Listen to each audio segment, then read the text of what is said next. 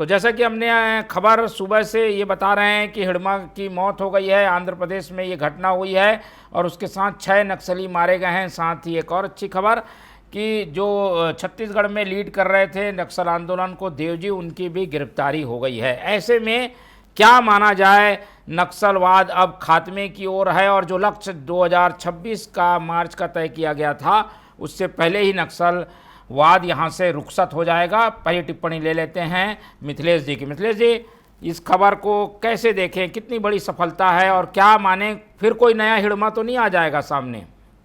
देखिए मोहन, अपने आप में नक्सलवाद के पिछले 35 साल के इतिहास में ये वर्ष जो है नक्सलवाद के खात्मे के रूप में जाना जाता रहेगा। और करीब 22 मेंबर्स में से मुझे लगता है कि अब 1-2 को छोड़ के और कोई बचा नहीं है। और हिडमा जो था वो अपने आप में पूरे दंडकारण्य में और उससे लगे हुए और जो राज्य हैं, उड़ीसा, आंध्र प्रदेश, तेलंगाना, महाराष्ट्र, उसमें आदिवासियों के बीच का वो एक मुख्य लड़ाका माना जाता था। वो अपनी रणनीति में माहिर था, विशेषज्ञता थी, उसके पास 25 वर्षों का अनुभव था, लेकिन वो एक आदिवासी लड़ाका और आदिवासी चेहरा माना जाता था नक्सलवादी आंदोलन का मध्य भारत में। तो हिडमा के मारे जाने से ये स्पष्ट हो गया कि जो मिलिट्रीली आंदोलन जो चल रहा था, जिससे भारत सरकार और राज्य की सरकार लड़ रही थी, वो धराशायी हो गया है, धरातल पर है और उसका पुनः उठ पाना मेरे हिसाब से काफ़ी चैलेंजिंग होगा।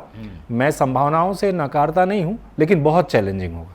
तो ये जो सफलता है, इसके बाद क्या कुछ और लोग बचे हैं जिनको हमें टारगेट करना चाहिए, या उनके रहते तक हम ये नहीं कह सकते कि नक्सलवाद खत्म हो गया? और कौन बच गया है? जी देखिए, अभी तक गणपति हाथ में नहीं आया है।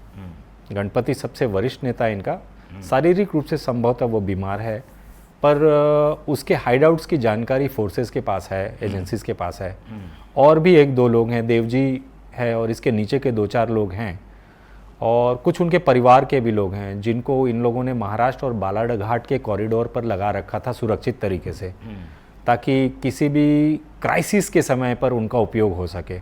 तो मैं ये मानता हूँ कि अभी आप ऐसे लोगों के 3-4 स्तर में जब ये काम करते हैं तो पूरे स्तरों का एक साथ सफाया हो जाना ये संभव होता नहीं है।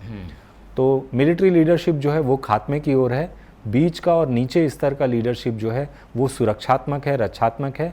तो ये मानना चाहिए कि कुछ ना कुछ बचा हुआ जरूर है।